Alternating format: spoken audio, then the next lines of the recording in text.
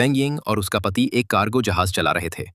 उन्होंने चीन के जियांगसू में यांगत्जे नदी के किनारे एक बंदरगाह से भारी भरकम रसायनों से भरी बोरियां लादीं, जिन्हें दुन बाओ कहा जाता है, और उन्हें यूए यांग के चेंग लिन जी बंदरगाह ले जाने का सफर शुरू किया।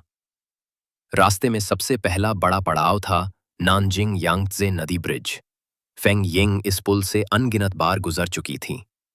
इस पुल से शुरू होकर उन्होंने 700 किलोमीटर की यात्रा की और यूए यांग पहुंच गए। लेकिन वहां का बंदरगाह इतना व्यस्त था कि उन्हें 7 दिन तक इंतजार करना पड़ा। फेंग यिंग तो परेशान होकर पगला ही गई थी। इसी दौरान उन्हें एक और ऑर्डर मिल गया, लकड़ी ढोने का। वे डोंगटिंग झील पार करके उस बंदरगाह तक पहुंचे जहां लकड़ियां लादी जा रही थीं। लकड़ियां इतनी भारी थीं कि फेंग यिंग उठाने की सोच भी नहीं सकती थीं, लेकिन उन्हें छोटे छोटे हिस्सों में काट कर जहाज पर चढ़ाया गया। लगभग 800 घन मीटर लकड़ी लादी गई। इस सफर का सबसे खतरनाक मोड़ था चापान झोऊ, युआन नदी की सबसे तेज धार वाला इलाका। वहां से उनका जहाज झील से निकलकर फिर यांगत्जे नदी में दाखिल हुआ।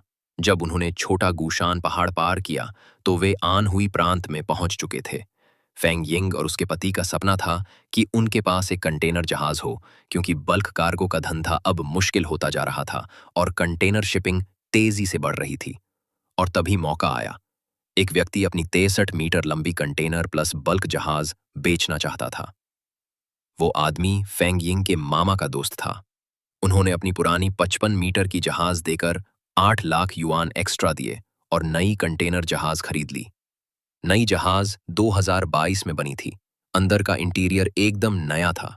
फेंग यिंग की पुरानी जहाज 2018 की थी और थोड़ी पुरानी लग रही थी, लेकिन फिर भी उन्होंने नई जहाज को रिपेयर शॉप में ले जाकर उसका रंग रोगन करवाया ताकि वो एकदम नई लग सके। फिर आया सबसे खास पल, पानी में उतारने की रस्म। पटाखों की जगह चमकते सफेद फायरवर्क्स चलाए गए जैसे कोई त्योहार हो। और फिर किस्मत ने एक और दरवाजा खोला। उन्हें काम मिला झोउ शो के इंटरनेशनल कंटेनर पोर्ट से। उन्होंने 45 कंटेनर लादे जो सभी एक्सपोर्ट का सामान थे। उन्हें ले जाकर ताईचांग पोर्ट पहुंचा दिया गया।